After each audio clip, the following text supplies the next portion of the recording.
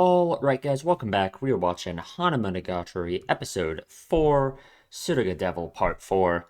Last time, we talked to Numachi for 25 minutes, so... Man, and apparently we're talking to her some more in this episode. She hasn't even finished her story yet. She hasn't gotten to the good part, allegedly. So, I don't know, we got more to go, I suppose. Not that it's just been hard to understand. That is for sure. This feels like the most, I don't know, the most difficult arc for me to comprehend so far. But I don't know, we got two more episodes. We got this one, the next one. So maybe it all makes sense in the end. But we are watching episode 4 of Hanamonogatari. You can line your own copy up with this if you want to. We are starting in 3, 2, 1.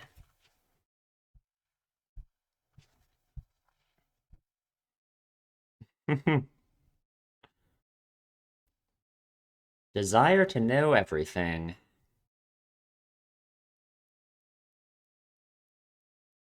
Wow, that is some art.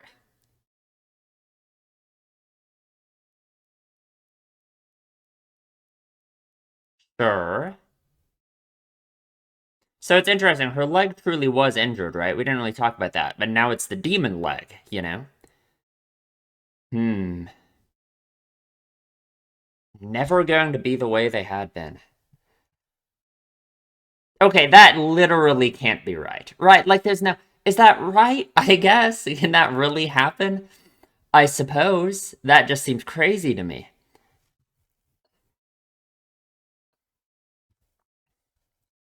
Huh. Sure. Huh. I mean, ignoring the, like, medical probability of being permanently injured like that from a stress fracture. I think there's something interesting to be said about that, her being injured permanently.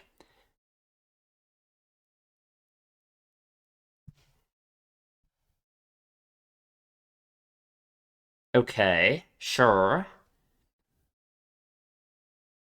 Happen to run into each other in a certain town. Okay. Hmm.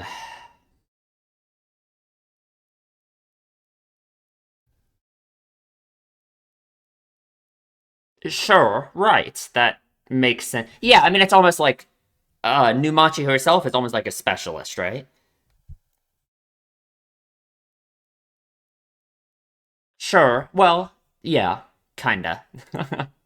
Some people are bad like that, huh? Okay. Ooh. There isn't anything that's evil to everyone. Oh, that isn't. No, that is a different perspective than what Kaiki gave us, right? Ooh. Because she's saying it's the action itself that you can decide whether it's evil or not, right?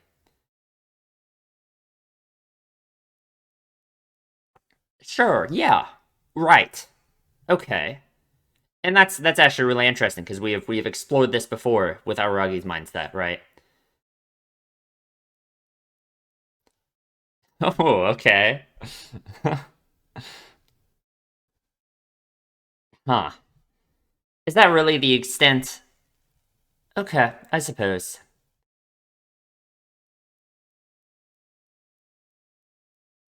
Ooh. Okay. So it's Kaiki who essentially introduced her to this idea, I suppose. I mean, not like she wasn't already essentially in the world of apparitions through what she was doing, right? Oh, of course. Naturally. Yes, yes. Huh.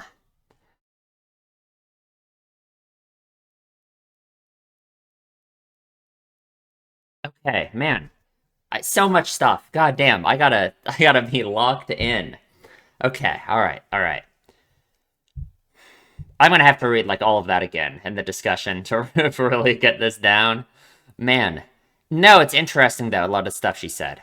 Um, the whole thing about uh there being no such thing as absolute evil or absolute good is very relevant to a lot of things in this show, I feel like. Like for Araragi, especially with his whole mindset about right and wrong, and also going along with what Kaiki said earlier about how no person individually is all the same from all angles, or like is all evil or all good, you know.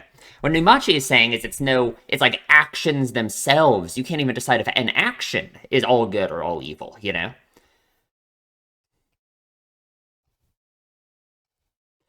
Man,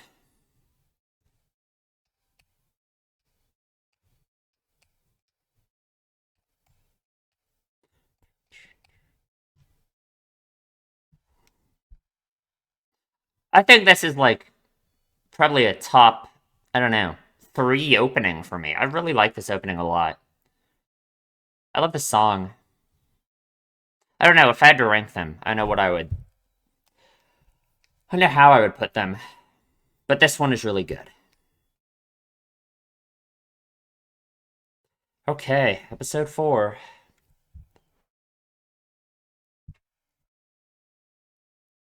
Ooh.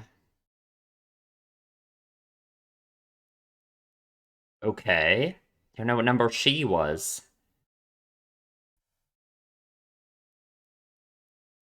Hanadori Roka. Okay. The same given name as you.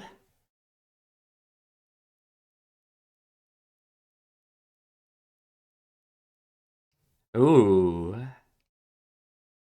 Right. Oh, yeah. Are we sure this isn't just a story about you? Okay. Huh.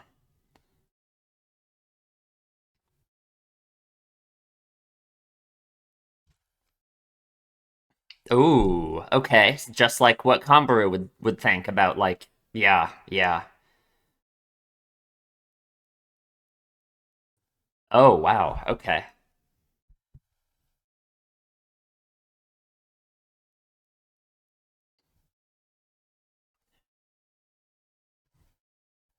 Hmm. Yeah. Just like Kambaru's situation in a way, right?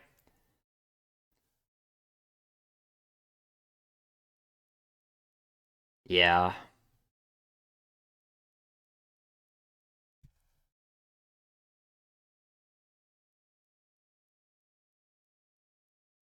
Hmm. Oh,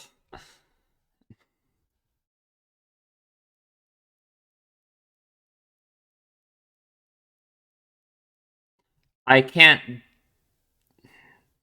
She has a lot of info about this, huh? I can't decide if I think this is just about Numachi herself or not, right? She has the same name as this girl. I don't know. The first time in my life I wanted to save someone. Ooh, sure. Oh, you think? Okay. Yeah, I guess we already knew that is how she views herself, right? Wanted to take her place.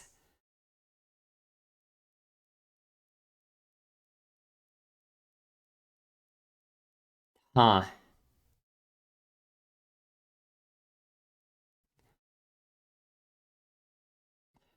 And she means it this time, huh? But what does she do? What could she do to fix her situation, right? Did she just do nothing and it fixed itself anyway?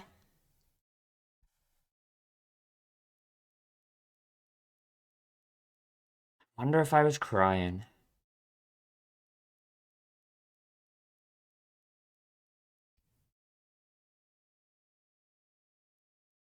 Okay. And is this how you got the devil leg? But how would that help her, right? Like, let's say now you have the devil leg after that for some reason. Okay, no,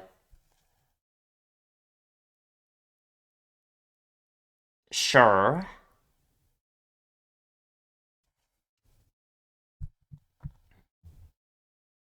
It would cost me. Huh.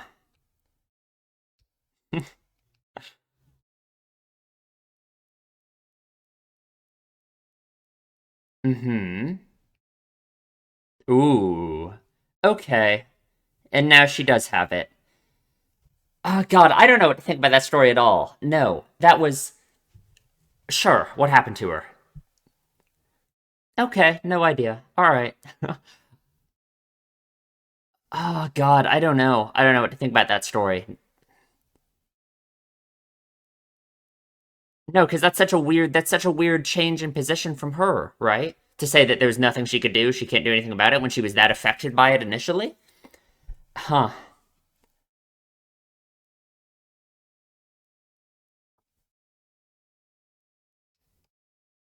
Yeah,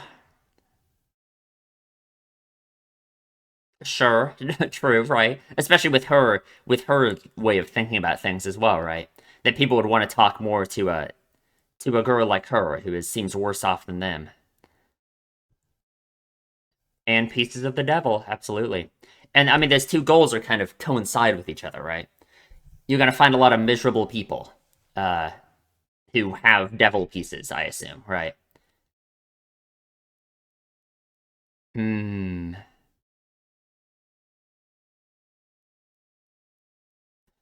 Oh, please tell me. Ooh, okay.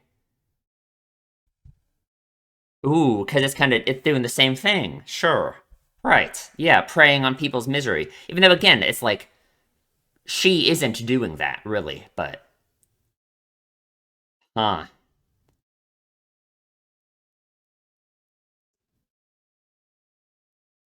Hmm.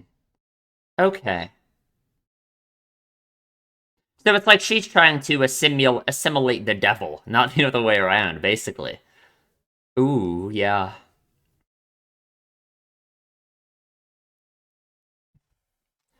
Hmm.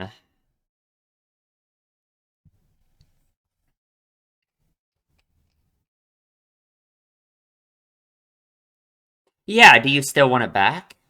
I assume she does, right? Why wouldn't she? Well, huh.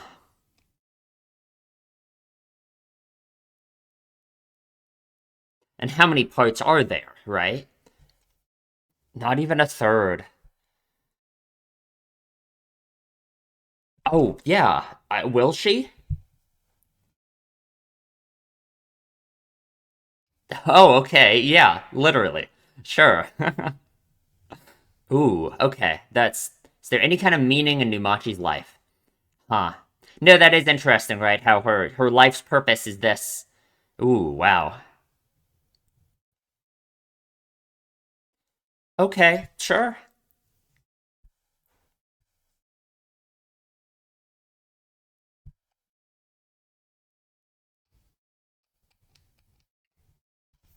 Wow. Interesting. Hmm. Fight with your kid. Because that's what I couldn't do. Yeah, sure. Like zooming in on the crutch there. That feels like a final goodbye, huh? But okay. But without Numachi. Oh, God. Look at her. Back to this. Man, it just feels like she's just so like lost in life, you know? So depressing. These shots of her in her room. Hmm.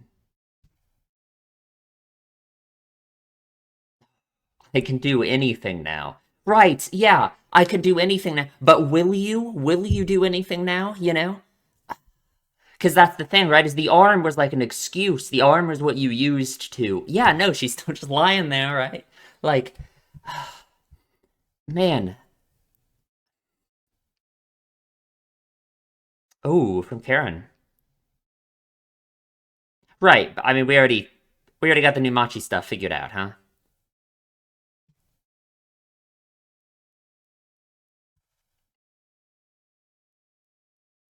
Okay. I assume she's gonna have some kind of new information.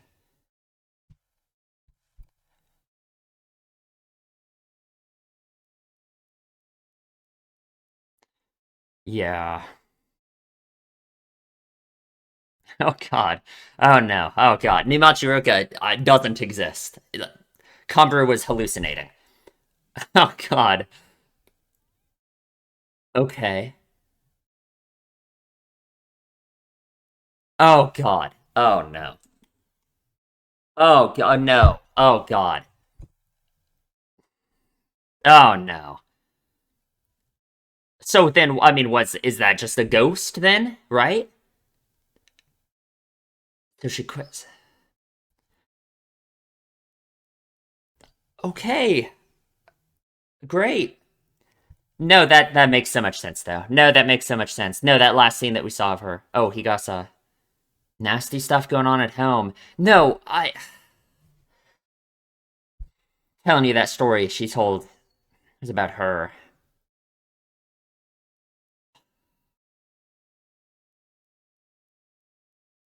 Okay, sure.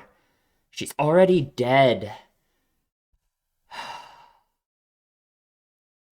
Oh, he did say you can call him.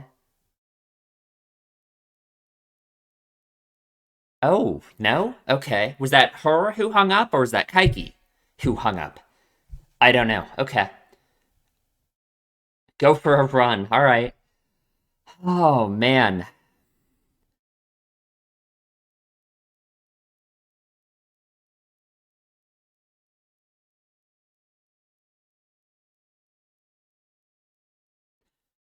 Running isn't gonna solve this problem, is it?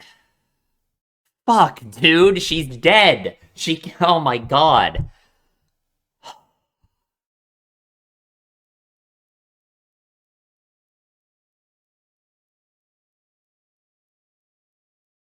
Wow.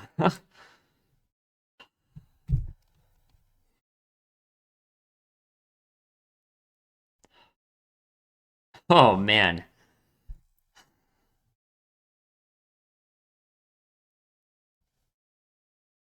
What a scene. Oh, 17th of April, it's midnight.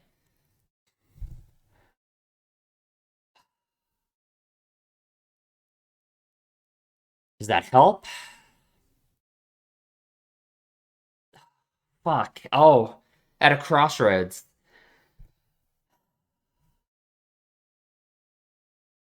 Man, her shoes. They're worn down, huh? Doing so much running. She's at a crossroads. What are our decisions that we can make at the crossroads, though, you know? Yeah. It's like she has all these decisions open to her now. And here she is still sitting in the middle of the crossroads thinking about Senjugahara, right? Fuck. Hmm. Oh god, man, that is sad. If I could run like that, wouldn't it be nice? Oh. Kaiki? Did Kaiki show up after all? It's Araragi. It's Araragi. Okay. Right. Right. What is your hair? Okay. What are we? What is this?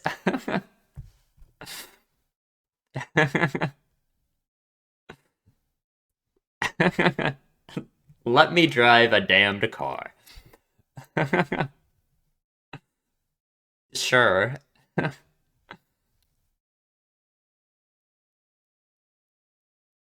Oh, sure. Of course you do.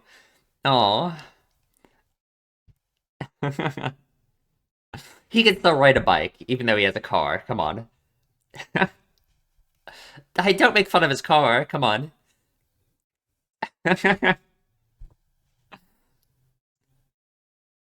Oh, it's beautiful. Oh, it's perfect. Things have changed. God.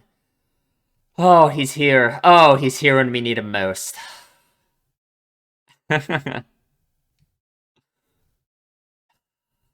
Oh, this music.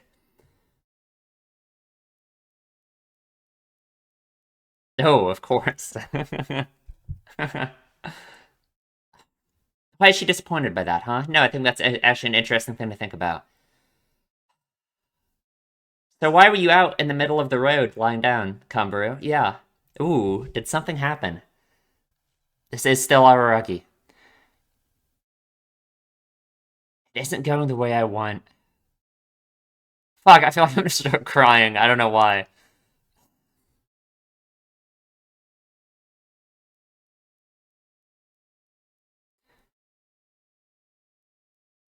Oh, yeah.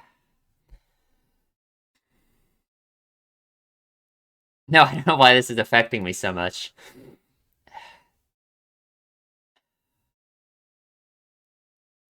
Oh.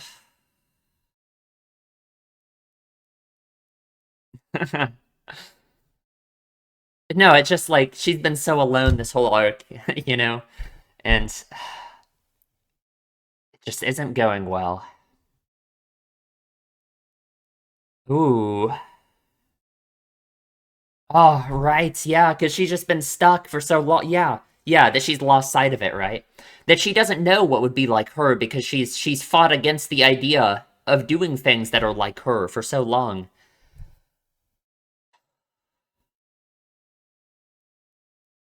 Sure, right. Ooh, that is a very interesting mindset for him to have.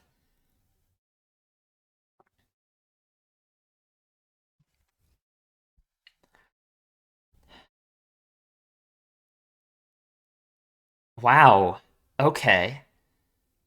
Man, what has changed for him in this amount of time? Yeah, your fear of making choices, right? I mean,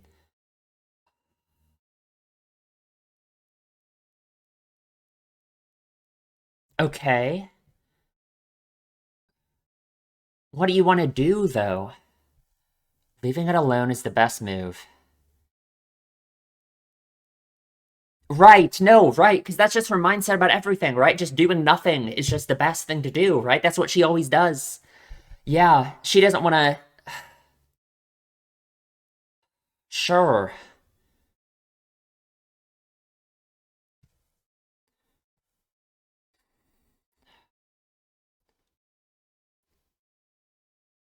Huh. Okay.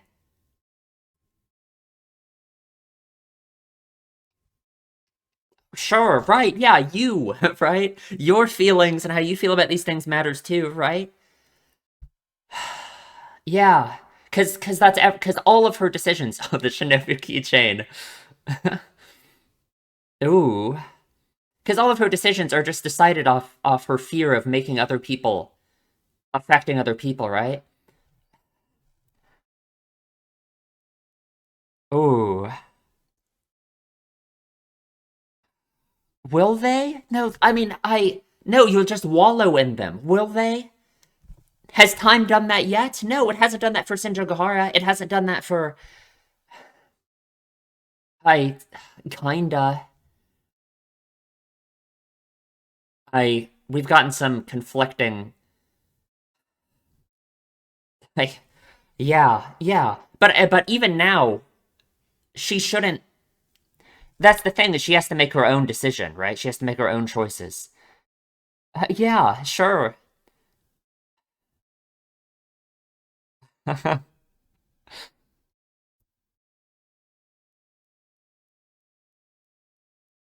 Sure, just I've always done what I pleased, huh? Like the line at the very end of Kizu.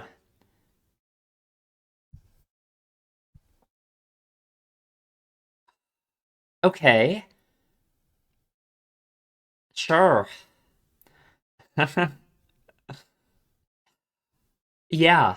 Yeah, not being able to accept others' opinions, right? Sure. Yeah. He. Oh my god, this music. Oh, get up. Oh.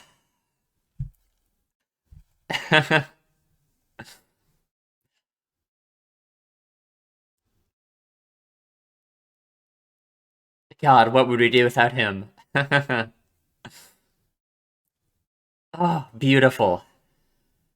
Oh.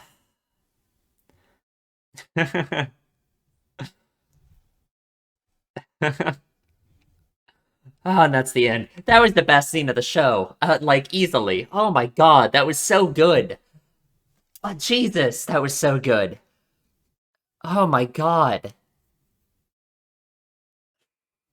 No, that was so good. No, that was like so good. Oh my god.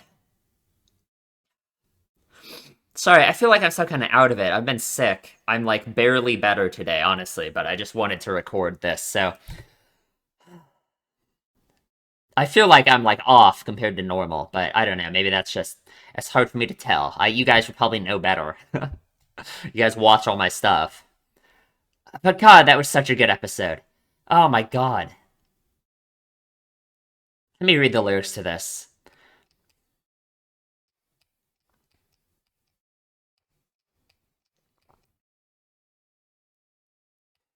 Is that Sindra down there? I can't tell.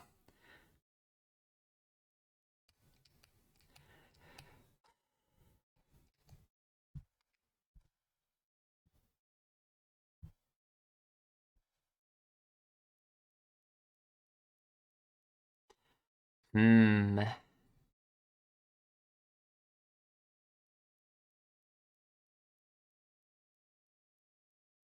Till it all fades away. Okay, well, that was a ridiculously good episode. That was so good. Okay, we will talk about it in the discussion. All right, let's talk about the episode. God, that was such a good episode. This is like my favorite episode in a long time. I don't know. I don't. Oh man, if I tried to make an episode tier list, what do we think? What do we think? I think my favorite episode was the finale of Nekomonogatari Shiro, right? I think that's I don't think that this tops that. Even though I think the scene at the end of this is probably my favorite scene period in the show. So I don't know, hard to rank them. And then man, what would my other favorite episodes be? God, the Bake finale, the Nekomonogatari Kuro finale, the Skihi Phoenix finale, a whole lot of finales. I don't know, it'd be so hard, but this episode has to be up there just because this fucking scene, oh my god. It was so good. God, it was so good. All right, let's talk about the episode. So we continue Numachi's story here, and I don't know what to think about this at all. First of all, this very first line that Numachi says, but it's not like I don't understand your desire to know everything. Every time a character says a line like this, I immediately think of Guyan Izuko, right? Who knows everything. And for one thing, I'm surprised Guyan Izuko hasn't shown up in this arc yet. I guess she could in the next episode. Because we know she has some kind of connection to Kambaru, and because of the Guyan thing, right? And we don't know, and I mean, she hasn't shown up, and like we don't. I guess I just would have assumed she would have shown up in the Kambaru arc, but I guess she hasn't. So I don't know. But anyway, every time a character says this, I think of Guy Nizuko. I don't know. I feel like there has to be some kind of meaning behind the idea of knowing everything that I'm kind of not that I haven't come across yet in my mind. But I don't know. I think that's is an interesting thing to say, I suppose. I mean, I get like if we really want to go crazy, Kanbaru and her issue is her not wanting to make decisions and choices because she has hurt other people around her, right? She doesn't trust herself. She doesn't trust herself to make choices and make decisions because she's hurt other people in the past through, pursuing things that she desires, making choices and stuff like that. So her desire to know everything in that sense kind of makes sense because then it's like, if you know everything and you have a full grasp of all of the details and everything, right, then you can like make a more careful choice and a more careful decision in order to not hurt somebody, right? That might just be an insane, I mean, like, I don't know. That's what it makes me think of. Okay, so Numachi tells us this story um, about the devil pieces, right? So first of all, okay, actually things were never going to be the way they had been. The doctors told me that for the rest of my life, I'd be stuck with the cast and crutches for my left leg. Okay, maybe I have a complete misunderstanding of everything. And I guess maybe this is possible. In my mind, if you get a stress fracture, you probably don't need a cast and crutches forever, right? I feel like that just can't be right. Maybe it's true. Maybe it's possible. And I just have a serious misunderstanding of what the human body can repair from, right? Like, maybe her entire leg got pulverized. Except, no, it's just a stress fracture. But she's saying that she needs a cast and crutches for the rest of her life, right? And even if that is possible, let's say that's possible. Let's say that's true. Let's ignore the medical side of it, right? Let's say it's possible that that is true, right? So Numachi is being faced with a situation where, okay, well, no, before we talk about it potentially being true, her saying things were never going to be the way they had been, I'd be stuck with this forever, nothing will ever be the same. Those are, and, Numachi killed herself. Those are all things that go through someone's head when they are in a situation where they decide they're going to kill themselves, right? Like, I mean, I think yeah, right. That's what leads people to that position, right? Is being in a situation that they think they can't escape from, right? Very relevant to this arc, the idea of running away. It's a situation that you think will never change, right? Things are never going to be the way they had been for the rest of my life. It will be like this, right?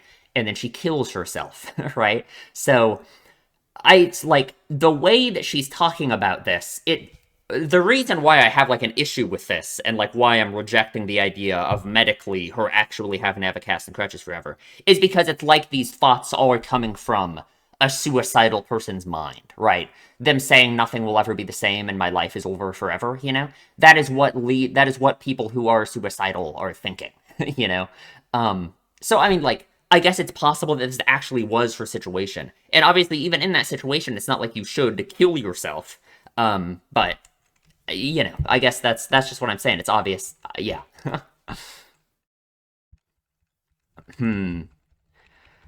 So she goes out collecting misery. So at this point, in my mind, it's kind of like she's already being a specialist at this point, right? I don't really know like what a specialist is exactly. Like we kind, like Oshino was a specialist, Kaiki's a specialist, Kaganui is a specialist, right? We don't really have a grasp of what they do exactly. They kind of do very different things, right? Oshino was kind of a negotiator in a sense, right? What did he call himself in Kizu? A mediator? Something like that, right? With aberrations and humans in a sense, right? Kaganui goes around and beats them up. And Kaiki is Kaiki. Who knows? Hard to tell. But in this sense, to me, it really feels like she has kind of become like a specialist, right? Even if she doesn't understand that she is dealing with the world of aberrations and oddities, she kind of already is by this point, by dealing with people's misery, The start of Sir Devil, right? Akuma-sama. I guess I don't really know what to make of that, but I don't know. I think it's interesting, I suppose. So obviously, we have to take her story with a grain of salt in general, right? Because she leaves out the fact that she's dead and that she killed herself, right? What are the options here, right? Do you think she knows that she's dead, or does she somehow not even know, right? Like, if the Numachi we're talking to now is an oddity, right? It's possible. I mean, like, I guess anything's possible. I mean, she is an oddity, right? For sure, because she's dead, right? So she's a ghost, assumedly. She's either a ghost or an apparition that is formed by, everything that was going on in Numachi's life before her death, right? Like, the same way that Hajikuji is a ghost that was kind of formed by Hajikuji's own regret of not being able to meet her mother on Mother's Day, the day she died, right? With Numachi, right, she felt like her life spiraled in this way. She had this weird thoughts about, like, misery and feeding off the misery of other people. And when she died, when she killed herself, that kind of created this version of Numachi, which is like, it's still basically Numachi, but it's a ghost version of herself, right? It's an oddity version of herself, right?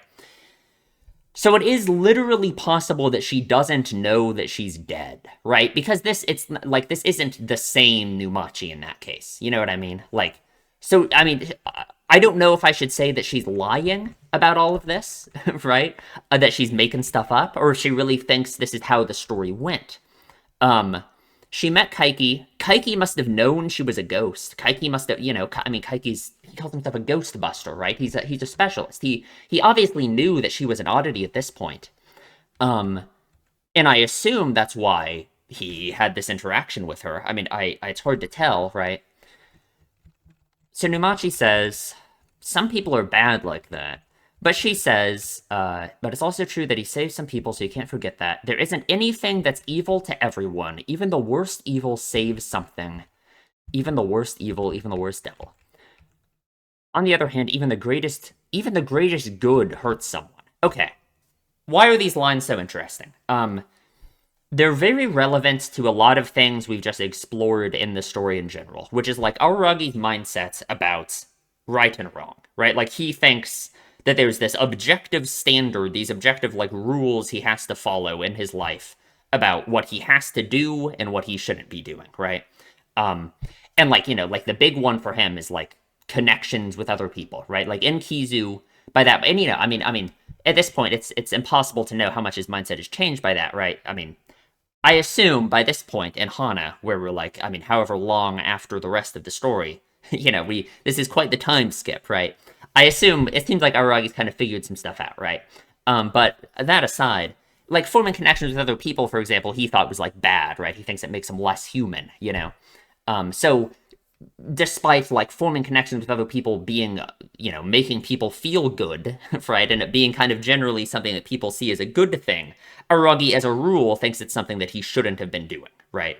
And that was kind of his whole issue in like Kizu, right? Um, so he has that objective standard of right and wrong, and like yeah, Numachi's kind of like contradicting that by saying there's no individual actions that are good or individual actions that are evil, right? It's based on the impact that they have on other people, right? Which I agree with that pretty much entirely. I think this is basically just like a utilitarian stance in a way, right? Like even the greatest good hurts someone, and that doesn't stop it from being the greatest good, right? Like even if there's someone who gets negatively impacted by an action, that doesn't mean the action as a whole was like bad, right? To that one person, they might view it as bad, right? But that doesn't matter. Well, I mean, I guess it does matter, but you know what I mean. Obviously, this also kind of goes along with what Kaiki said in the last episode. The whole thing about how like no person individually is all good or all evil, right? Um, but for Numachi, I think it's just different because she's talking about the actions specifically, which like is even more interesting because then it's like we are defining someone's actions or the specific actions they're taking separately from the person themselves, right? Which all relates to Kanbaru, because this is kind of her whole problem, right? Where she's scared to make decisions because she thinks back on, oh, when I tried to get what I desired before, I almost killed everybody. I beat up all those kids. I almost killed Araragi. All this stuff, right? So it is very much her worry that her actions and her choices, what she does, are going to hurt other people. So therefore, she shouldn't do them.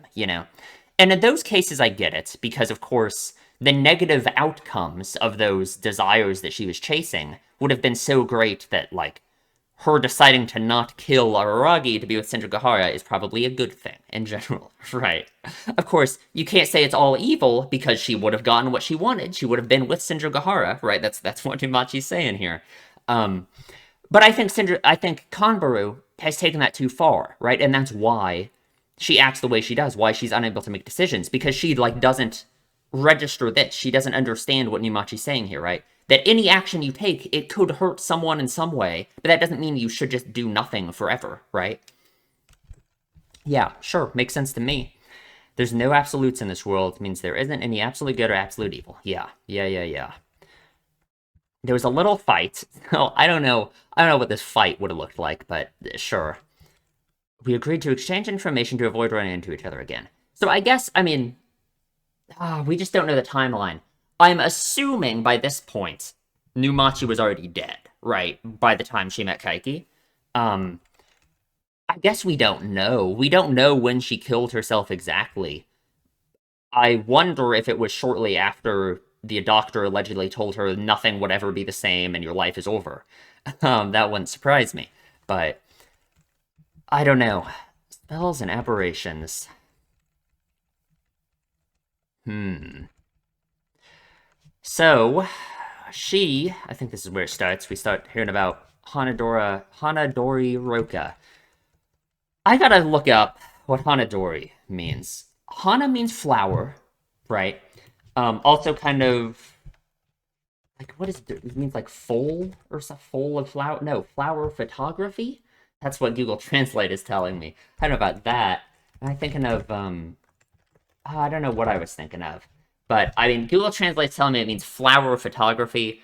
I don't know about that. What if I just Google it? What does Hanadori mean? Flower blossom?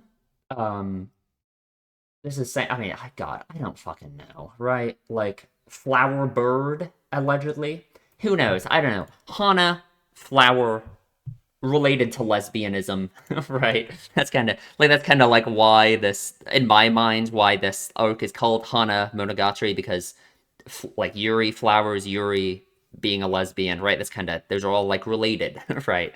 Um, this girl, right? Who I is it just Numachi? I don't know. Her name being Hanadori Roka, right? Like she has the same given name as Roka, as Numachi, right? So because we know that Numachi is either misremembering things and literally doesn't know that she's dead, or she's lying about this story, um, we know that this story has inconsistencies in it, right? It has to, right? Because she left out the part where she's dead, you know? So I don't know if this just is Numachi, or what. I It kind of makes sense to me if you want to say that this just is Numachi and she's telling us her story in a sense, right? Like there's so many connections, right? She's wearing the sweatpants. She literally says just like the ones I'm wearing. She goes on and on about how her situation affected her so much and she was so impacted by it and blah blah blah blah blah, right? And she swore she was going to do anything to save her, right? Um, and then okay, and also like this girl's situation in this story, right? She says this stuff about how she got pregnant and all of this and blah blah blah. And she wanted to beat up her mother because her mother wanted her to get an abortion. Terrible, right? This horrible situation to be in as like a middle schooler, right? Um, Awful. And Higasa on the phone later says that there was like bad stuff going on at Numachi's house and all that stuff. That seems to fit that as well. Uh, and finally, the other thing too is here in a moment she says like she was affected but so much by her situation, by uh Hanadori Roka's situation, and she was like crying and all this stuff. And then later she says when her story's over that she just didn't do anything about her situation and there was nothing she could do to fix it, right? And if that was Numachi's own situation that she's talking about here, then yeah, she couldn't do anything about it, right? She killed herself, you know? So of course she was unable, despite being so emotionally affected by this and telling her she was going to fix it and being so, she said she did nothing because she couldn't fix it. She committed suicide, right? So I don't know if this is like crazy. I don't think it's that crazy because she has the same fucking name as Numachi, right? So I don't think it's like a crazy thing to say. Um, and especially as well, like it kind of makes sense her actually having the devil leg. Like that makes more sense than her just waking up and suddenly having it, right? Um, I don't know though. Maybe I'm reading this completely wrong. I mean, I don't think so. I think it kind of makes sense. I don't know. Like especially because she knows all of these perfect details about her and everything, right? Like going on about how she wanted to save her so badly and all of this stuff, you know. Numachi says here, I'm a horrible person, which is interesting, right? I guess we've known for a while that Numachi views herself in that way, saying that she's a horrible person because of the way she views her own, like, misery collecting, right? Um, but I don't know. It's interesting because I think Kombaru views herself in a very similar way, right? There's all these connections between Numachi and Kombaru, which are really sad now that we know Numachi killed herself. Because again, it just makes you think like, is that like the road that Kombaru is going down, right? It kind of is. If she continues to act the way she does and run away from her problems the way she does, then yes, this is where it kind of leads her, right? Huh. I'm a horrible person, but that means there's more to me. And that is an interesting way to view it, going along with what she said earlier, right? Hmm. Numachi Roka held Hanadori Roka in her arms. Or okay, if we want to go completely, no, that wouldn't make any sense. Never mind. I was gonna go with a crazy theory. I'm not gonna say it. No, it would be stupid. No, never mind. Never mind. Not gonna do it. Hmm. God. No, I'm gonna say it for a second. It's almost like okay, this might be a level abstracted beyond the story that just doesn't make any sense. If she is talking about herself here, right?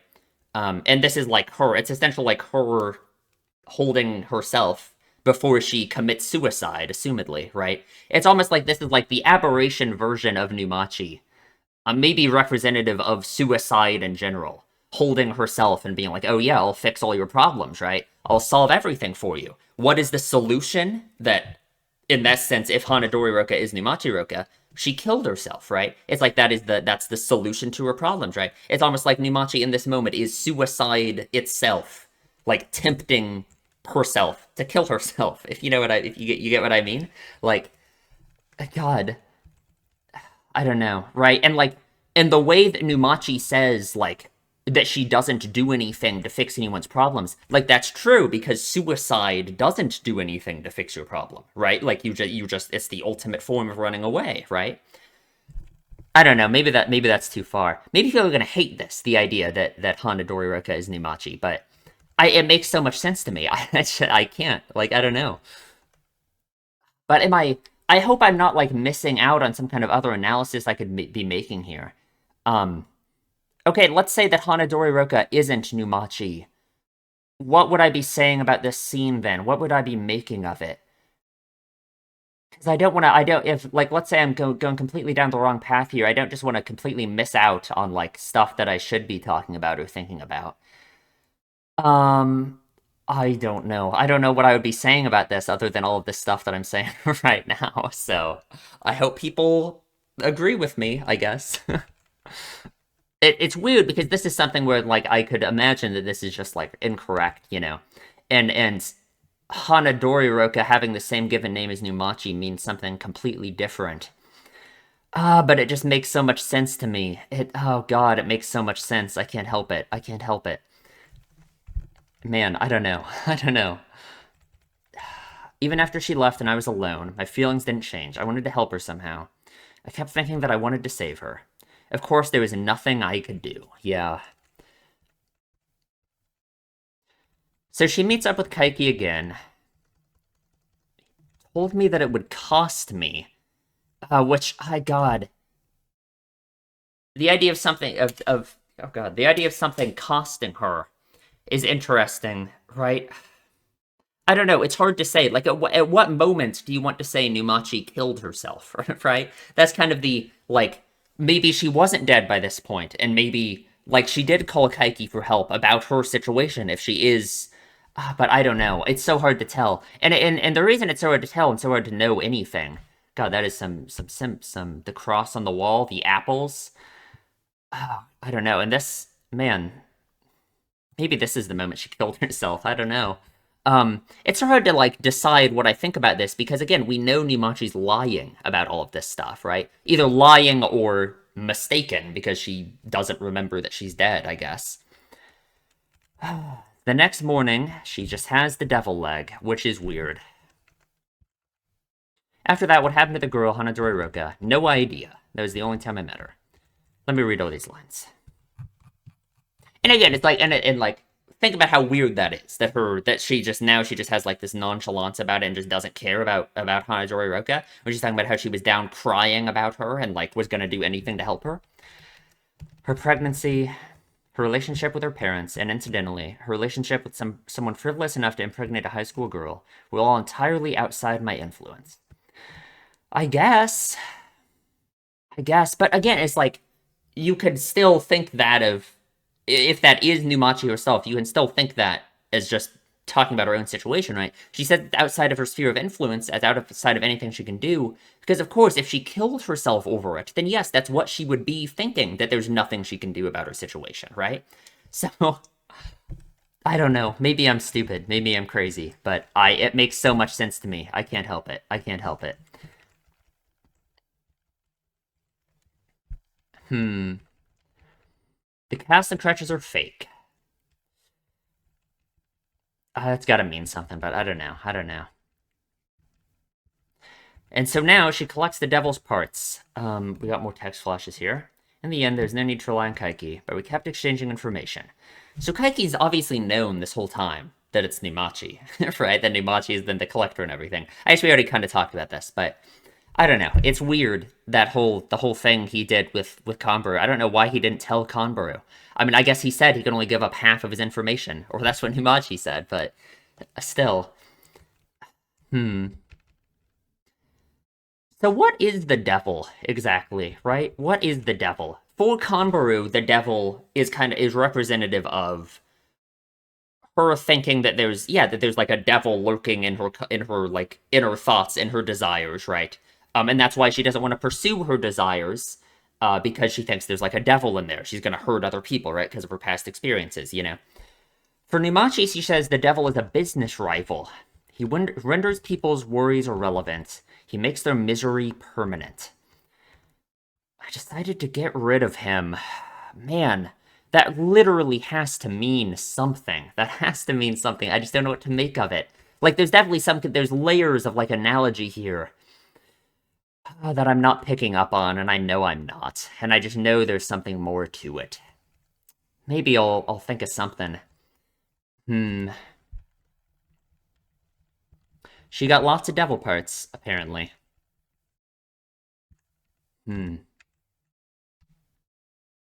So Numachi said.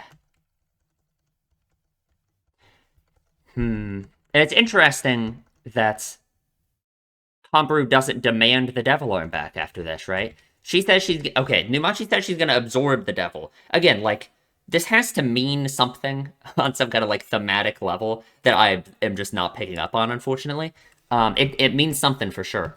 Is that even possible? Sacrificing your body, throwing it away, not out of a desire to help others, not out of a desire to desire something of the completed devil. Okay, sure. Is there any kind of meaning in Numachi's life? Completing the devil, and that meaning your life is meaningless. Not out of a desire... let me read those again. Wait. Not out of a desire to help others. Not out of a desire to desire something of the completed devil, right? So, like, what could you say this means, right? Like, in Kanbaru's mind, completing the devil, making stuff out of the devil, it's like, at that point, it's like you were hurting other people for the sake of your own desires, right? That is essentially like what the devil is for Kanbaru, right? She has been pushed to the point where she was hurt so badly by Shinjugahara and Aragi's relationship in Bake that she was pushed to the point, even knowing what could happen with the devil hand, right? That she was willing to do it, right? So at that point, it's like, yeah, she desired something of the devil, right? She wanted to be with Shinjugahara because of that. She wanted Aragi out of the way, right? So I guess that's what she desired in that case of the devil, not the completed devil in that case, right? But in this case, I guess Numachi doesn't have something like that, right? So she's saying, is there any meaning in Numachi's life? I don't know. I really don't know. That's just, I guess I didn't know what else to say about that. It's just interesting that Kanbaru was thinking about it in that sense, I suppose. Huh.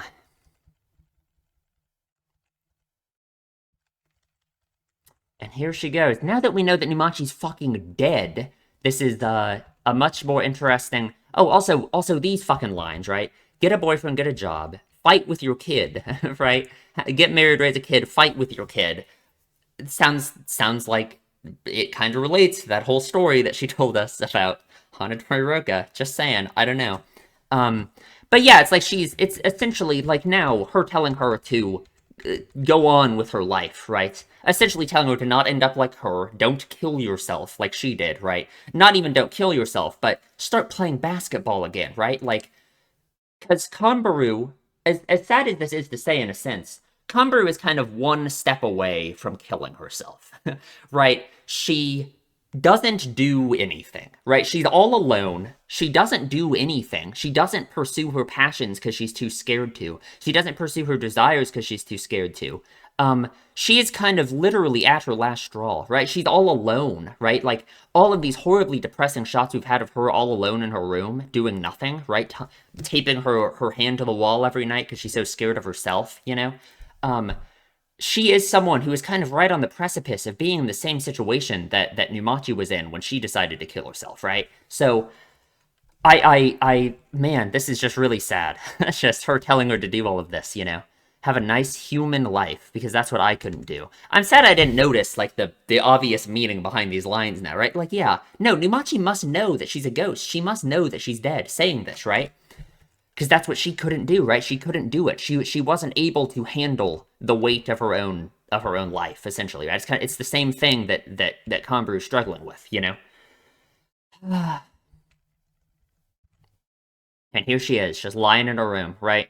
Like, it's so sad, right? She has this realization that the arm is gone, right? What has the arm been for her? It's been like a ticking time bomb of not a time bomb, I guess, but a ticking like a shackle almost, right? On her hand, on her arm, where she stopped playing basketball and she stopped doing anything because she had this arm, right? And the arm was essentially representative of, oh, the day it's gone, she can do stuff again, right? It's like you would assume she would think, just like how the arm is representative of her problems, that by the time that the arm is gone, that she would be over Senjugahara by that point, right? That she would be free to do things again, you know? And now the arm is gone. The representation of those shackles on her, not being able to make any choices, not being able to do anything, right? She says here, I can do anything now because the arm is gone. And what does she do with her newfound freedom, right? She lies on her bed and does nothing, right? She still can't do anything because the arm was never the literal problem, right? The arm was just representative of the problem, both like in the story and literally in her mind too, right? Like she thought of the arm in that way as well. She thought of the arm as like, oh, the day the arm is gone, that's representative of, you know, time fixing my problems, right? And by the time the arm is gone, by the time that time has passed, I'll be over all of this and I'll be able to do things again, you know? Because that's what she says here, right? She can do anything, you know? She can play basketball, you know? There's another line there, right? Play basketball. Wasn't there something else? No, is that the only line?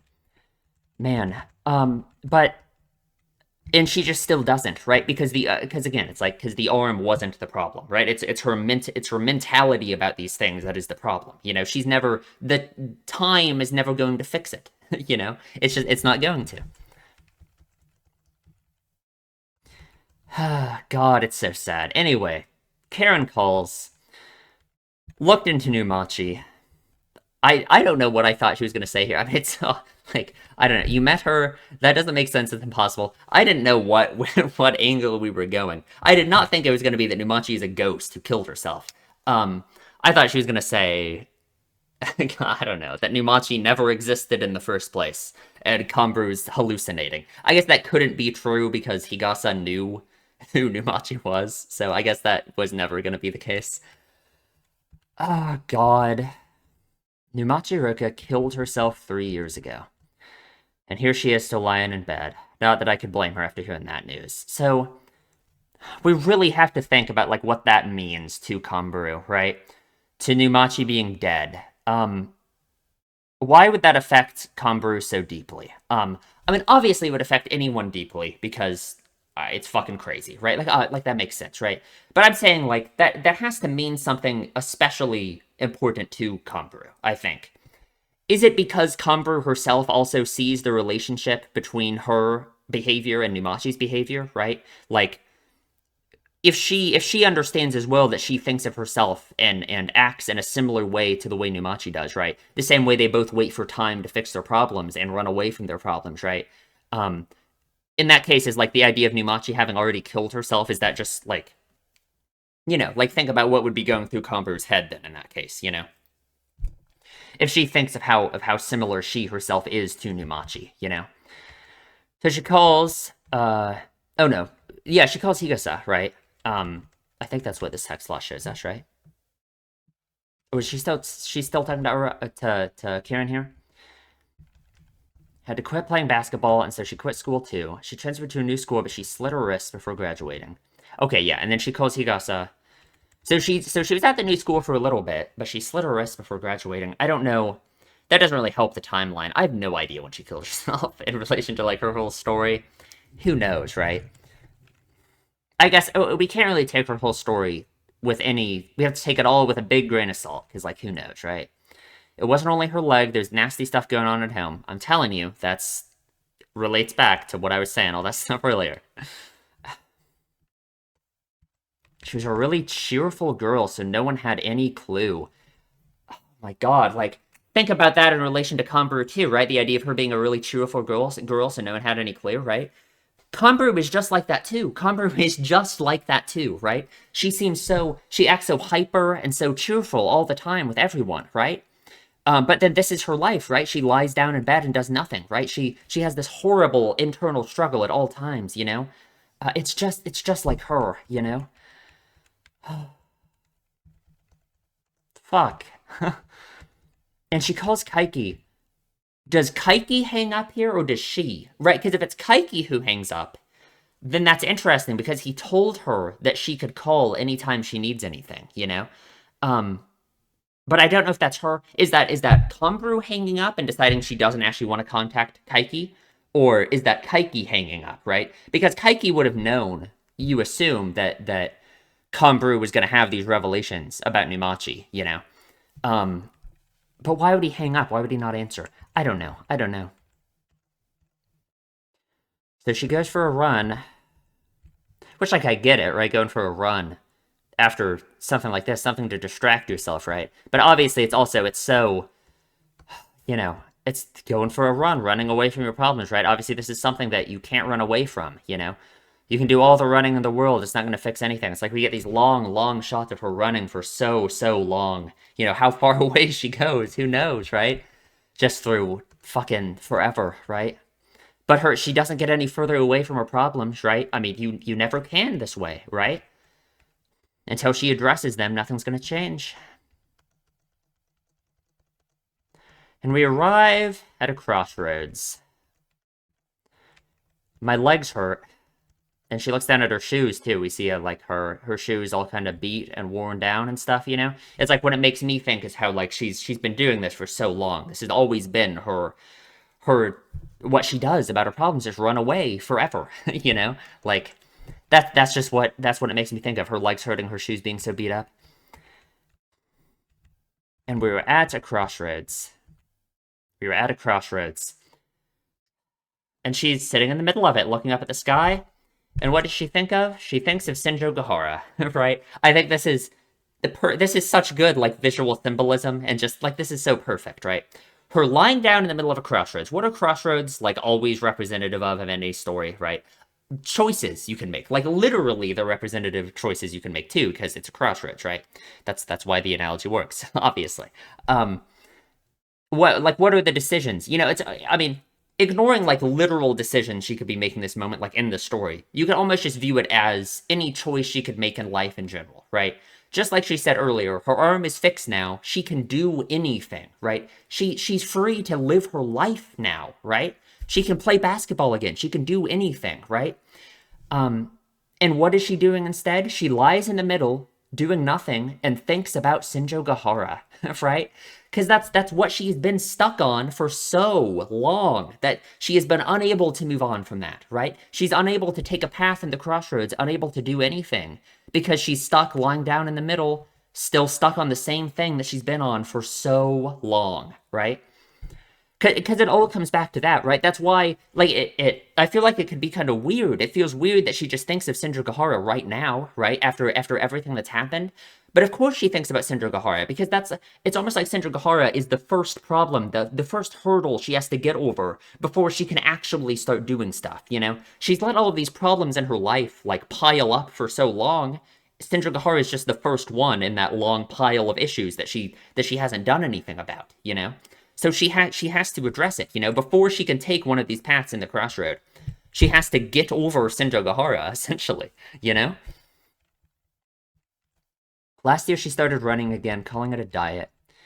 If I could run like that, wouldn't it be nice? And, like, the sad thing about that is it's almost like Kambaru, like, got her whole idea of running from Senjugahara in the first place, right? It's like that's why she's been doing this the whole time, you know? I mean, based off her story in Suruga Monkey, we know that's probably not true, right? Like, she started running to get really good at running because she thought she would beat people up again if she wasn't faster than them, right? Um, so now it's like, but her saying, if I could run like that, wouldn't it be nice? It's just like, even her running and even this goes back to Sindra Gahara, you know? Which is just, I don't know. Just everything goes back to Sindra Gahara, and she's unable to do anything about it, I guess. And Araragi is here. Man, Man, he looks good. I didn't like the hair at first. No, I'm digging it. He looks awesome. He looks so cool. God, he's awesome. So this is my favorite scene in the whole show so far. Like, for sure. It's so good. I don't even like I don't know what else to say other than that it's just incredibly good. No, it's ridiculous. Let me drive a damned car. That is a good line. Let me drive a damned car. God, and this is sad too. Her saying that she felt bad this whole time for destroying his mountain bike because of course she did, right? That's like everything for her. That's what she's always haunted by the regrets of her decisions in the past, the regrets of of the outcomes of her actions in the past, right? Man, and he has a round car. God, he's so cool. Look at his car. He's awesome. What could you say him driving a car means? Obviously, it kind of just shows the change that I think Aragi has had ever since, like, the last time we saw him, like, in the timeline, I guess, right? He seems like such a different person now, right? So many things that he says and so much stuff that he... So, yeah, the advice he gives Kombaru, I don't think it's advice he would be able to give her in, like, the timeline, back in August, I guess, of the year before Hana, right? The timeline where we are, like, normally, I guess, right? Um, and so him driving a car now instead of riding a bike, I think that makes sense, right? It's kind of just like shows the change in him in a sense, shows how different he is. Because riding a bike really was kind of a key part of his character for a little bit there in Bake, where he would ride his bike everywhere. Hmm. Now he's in a car. Let's see here. Gotta read these. Oh, come on. Where is it? I wish I'd never known this side of Aragi. It's okay. My next project will be going back to high school like nothing happened. Interesting. Huh. And he got it from his parents. Which, like, of course, obviously, hello, I think he's gonna be... His parents are both cops, right? Like, they gotta be making a bunch of money, probably. I guess I don't know how much money cops make in Japan, but probably a good amount. Stoplight. Man, these stoplights haunt my dreams. Like, God, him stopping at the stoplight is very interesting. Aragi stopping at the stoplight, right? Stopping at a red light. I feel like you could really go crazy talking about it. Well, no, I mean, like, it shows that he's still... Okay, do we really want to talk about the stoplight? Like, if we think about stoplights in relation to his mentality about everything, about, like, right and wrong, which was kind of like the whole conversation he had with Ogi at the start of Kabuki Monogatari, right? It shows that even now, despite how different of a person he is now, right? There are still moments, of course, where he still kind of, he still stops at red lights, right? Now, God, it's been so long. I don't really remember exactly the conversation he had with Ogi and what my analysis of it was, right? But it was something like going on a red light is like dangerous, right? Because, and for me, what I thought going on a red light was, or crossing the street on a red light, that being dangerous, is in a sense like Aragi breaking his rules about everything, about anything, right? To me, I kind of related it specifically to like opening up as a person to like other people, right? Because I think that's kind of like the key thing about Aragi and his like right and wrong stuff. That's like the defining thing about him as a character. So if I remember correctly, it was him crossing the street on a red light, right? Or doing things despite the light being red, right? Despite the universe in his mind telling him that his actions are wrong, and it being like dangerous in that sense, right? Yeah, I remember now, right? So him stopping at the red light now is interesting. No, I don't know how to relate it back to that conversation, actually. I'm trying so hard. I just don't know, right? Um, no, it's beyond me. I'm sorry. I could sit here for so long and try and think about it. I don't know. No, we're not going into that. I'm sorry. I'm sorry. Sorry if anyone's disappointed. We're not going into that. We're not doing it. We're not doing it. We're gonna talk about the episode. Did something happen? Obviously this is like an Oshino line, right? It's interesting, right? Because Ogi said, "Did something bad happen?" Oshino says, "Did something good happen?" Araki just said, "Did something happen?" Right? Because of course he's asking that, obviously, because Kaburu was lying down in the middle of the road at midnight. Despite the switch from bicycle to car, and him having grown out his hair and nails, this is still Araragi. That is such a good thing to think, that I'm so glad this line exists. Um, because I think it's obvious to us that Araragi has changed so much as a person now, that he is so different than he was before this time skip, right? That he really has changed a lot, right? But it is still Araragi, right? Because Araragi is the kind of person who Araki like defines himself based off of uh his like right and wrong stuff, right? Like he really think like I think very explicitly, even with his whole thing about humanity, right? He thinks that he wouldn't be himself anymore if he didn't like follow these rules and if he allowed himself to, to change as a person, basically, right? So Kanbaru thinking, oh, this is still Araki despite all this change in him. I love that. That's so good, right? Man, I wish we got more lines from him about what he thinks about that stuff. It wouldn't really make sense for him to start going on to Kanbaru about, like, his philosophy in life and how that's changed, but I wish. It isn't going the way I want. God. This is, like, I think this is my favorite line in the entire story so far. It isn't going the way I want. Um, no, it's actually, like, affecting me so deeply again right now. Like, that's just such a good line. It isn't going the way I want. Like what? Just in general, right? Just life in general, right? Just isn't going the way she wants, you know? Like, oh God. And she doesn't know what to do about it. It just isn't working out well, right? Like, I'm really unstable. You've always been unstable. Senjugahara and you graduated, and I'm all alone. I'm lonely. Right, like it's just her she's unable to deal with these changes in her life. She's unable to change her life even though she recognizes that things are just so that they just aren't going the way she wants them to, right? That's why I feel like that's why it affects me so much and that's why it's so meaningful, right? Is her recognition that her life just isn't working out, right? That the things that she's trying to do just aren't, it's just not going well, right? She's just unhappy generally with her life, you know? Um and she just can't do anything about it, right? She can't bring herself to do anything to change anything about it, you know? Like, despite everything that's happened and all, God, and why it's so sad is like this is a year later, however long this time skip is from everything else, you know? I guess we know it's April now, so I mean it's about a fucking year, right? And she is still stuck on this stuff, right? That's why it's so fucking sad, is look how different and how changed Araragi is as a person now, right? Look how different he is. He has this car. He's still Araragi, but he's very different now, right? And Kanbaru is still here stuck, unable to do anything, unhappy with her life.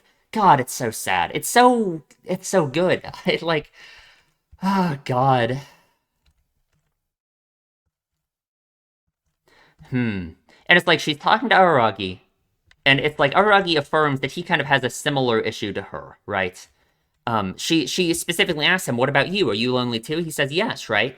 Um, and him affirming that he also is like, that he also has some of these, that he can relate to these similar problems that Kanbaru has, right? And I think that's important because through Kamburu's eyes, Araragi really is like the reliable upperclassman, you know? I mean, certainly in this episode, he plays that part very well, right? Um, so him affirming that he has these same problems as her, like generally, not like they're, not that he's like kind of depressed like she is, but that he has these similar problems that he can relate to them. I feel like it must give her so much hope because through her eyes, Aragi seems so put together and so, that he's made so much progress now, you know? Um, so, I mean, you would think it would give her hope for herself as well, you know?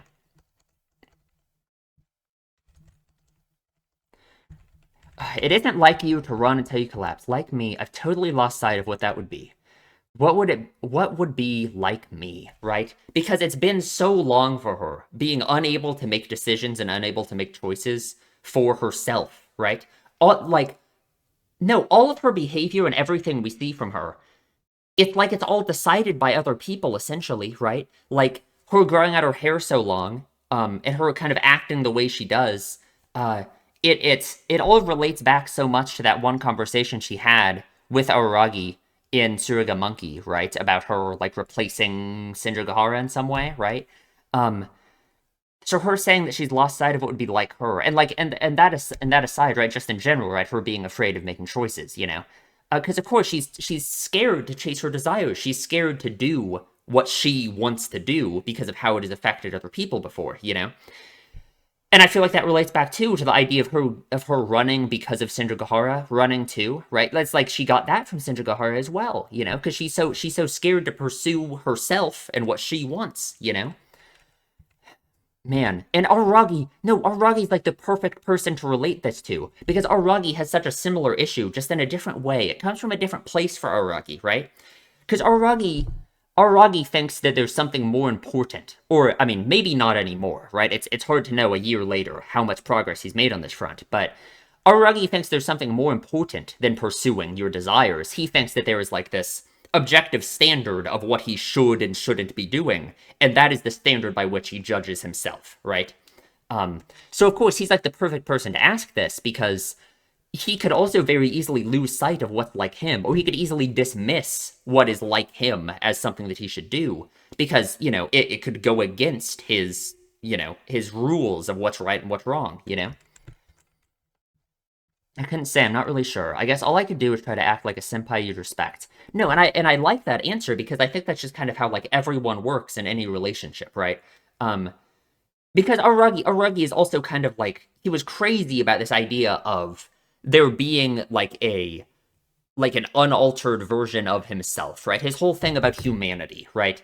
He thought that the real version of him was someone who was unaffected by other people, right? He said this in Karen B too. He said like you shouldn't let yourself be swayed by the opinions of others or whatever, you know, which also goes really well with this conversation with what he says later.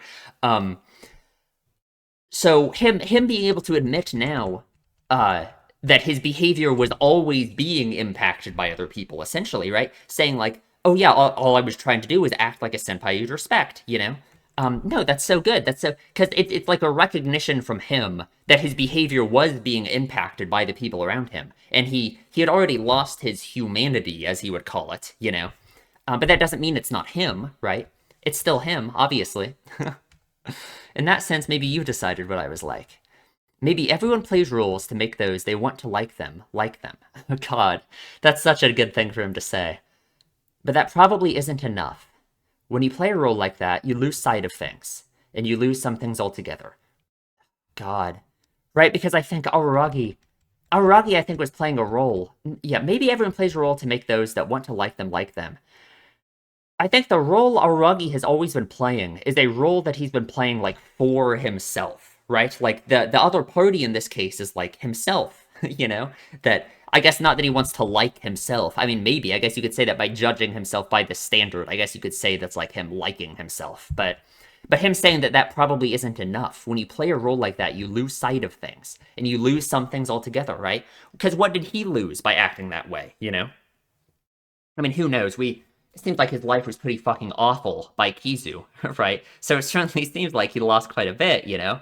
And obviously, this is directly relevant to Kanbaru as well, because it's like Kanbaru's entire existence is playing a role for other people, essentially, right? Like, um, again, I mean, I've said it so many times, but all of her behavior ever since Suruga Monkey, because you can relate it so well back to the Shinjogahara situation, right? Her running, her giving up basketball. I mean, even basketball was something she started playing in the first place because she was scared of hurting other people if she kept racing, if she kept running, you know? Like, man, and yeah, so she sure has lost a lot of things altogether by always only playing a role for the sake of other people, right? I think I've already lost a bunch of stuff. Oh, but it's not too late. It's not too late. It's never too late.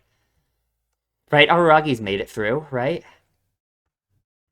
I want to do something about this, but I understand somehow that just leaving it alone is the best move. Because no one's bothered by it. No matter how miserable, if they're fine with it, I shouldn't interfere. And of course, her saying that no one's bothered by it, again, that's just like the key focus of that's what she cares about so much is the impact that these things have on other people, right? That's what she cares about so much, right? That's like the explanation for all of her behavior, right? Man, what's the point of going up to them and saying you're miserable? If they're enjoying the misery, there's no way that people around them can do anything. Does this relate to Kombaru as well, right? Going up to someone and saying you're miserable, right? Does she need to realize that she is miserable too, right? But I think she already has, right? I think she's already recognized that her life isn't going the way that she wants it to, you know? Um, I don't know. I don't know. What's the point in going up to them and saying you're miserable, right? Huh. They're enjoying the misery. There's no way that people around them can do anything. Well, I mean, is it really misery if they're enjoying it? You know what I mean? Like, I guess it depends on what you mean by enjoying, right? Like, um, because like let's relate it back to Araragi because that's an easy one, right? Like, could you say that Araragi was enjoying the misery in like pre Kizu, right? Going up to Kizu the way he was acting, right? I guess you could say he was enjoying it in the sense of he thought that the way he was living his life was like correct, right? That what he was doing was the right thing to do, you know? But he certainly wasn't really enjoying it, right? Here, we're switching to the other subs. I know I'm not going to get a better translation there. There's no way. No, if they're enjoying their misfortune, that's just the same. Yeah, no. That's just that. I feel like that's a hard line to understand. It just depends on what she means exactly by enjoying, you know? Because to me, if it's misery, like misery that you enjoy is like an oxymoron, right? Like if it's misery, then it should be impossible to be enjoying it. You know what I mean? So in that case, it's like I would say either they aren't really enjoying it in that case, right? Or it's not really misery, you know? And maybe that's the point. Maybe it does go back to what Numachi said earlier in the episode, the idea that there's no objective good or objective bad. In that case, there's no objective misery or objective enjoyment, you know? Hmm. Saying that no one's bothered by it is a lie. If nothing else, you're bothered by it. And that's enough of a reason for you to act. God, that's such a good line from Araragi, right? Because what does that show, right? Him saying that enough of a reason to act is yourself and what you think about the situation. That's like the opposite from what he's been thinking the whole time before, right? His whole right and wrong thing, because it was never about what he thought was right or wrong. Well, no, it was about what he thought was right or wrong. Just the standards about what was right and what was wrong weren't decided by his own feelings, right? It was I mean I don't know how he developed his system of what's right and what's wrong, but it certainly wasn't decided by his feelings, by what he's bothered by, you know. Because there's been many things that he's been bothered by that he still thought was the right thing to do, right? Like never making friends and living in misery and depression, right? That certainly weren't motivators for him to go out and act and change his situation before Kizu, right? Because he thought that was still just the right thing to do to live the way he was living, you know? Man. And of course, for Kombaru, obviously this relates to her situation because I being bothered by something personally for her is not a standard that she has ever like paid attention to, you know. It's always been other people. It has always been the impact that her actions have had on other people has always been what she has made her decisions by, right? Or why she hasn't made decisions, you know? Because she worries about hurting other people, you know? So if it's her own, she has to pay attention to her own personal feelings on these matters as well, you know? Like, yeah, she's so worried about hurting other people through making choices and decisions. But she's just hurting herself by not making any, you know? So, right. I remember. He always says stuff like that. Oh man. I'm not trying to act like Oshino, but sometimes when you need help, the only one who can do anything is yourself. No, and I love that line because it seems like that it feels like Aragi has like an actual understanding of what Oshino means by that line now. More so than like his extreme misunderstanding of it that he always had before, right? No, that's so good. Oh man. These feelings of mine will vanish someday. Time will solve the problems I have bottled up inside me. What are you talking about? Those aren't your words at all. Man, a lot of people told me a lot of things. They really have. They really have. Numachi, Kaiki, my mother. Yeah, no, it's really, man. No, and it's an unfair standard she's applying to herself, right? The idea that the pain that she's experiencing now, the feeling she's having now, will just go away someday. So that means she can ignore her own feelings, right? She can apply that to other people too, right? Like Araragi in front of her now, she's felt so bad about what she's done to Araragi in Suruga Monkey, but a whole bunch of time has passed since then. Couldn't she just apply that same standard to him and say, "Oh, time will heal that eventually, so it's okay," you know? Either way, it doesn't make sense, right? But it's an unfair standard she's applying to herself too in that case, right? Don't worry about them. Whoever they aren't you. When did you get smart enough to start worrying about what other people want? That's how she's always worked, sadly. Just as I've always done what I pleased.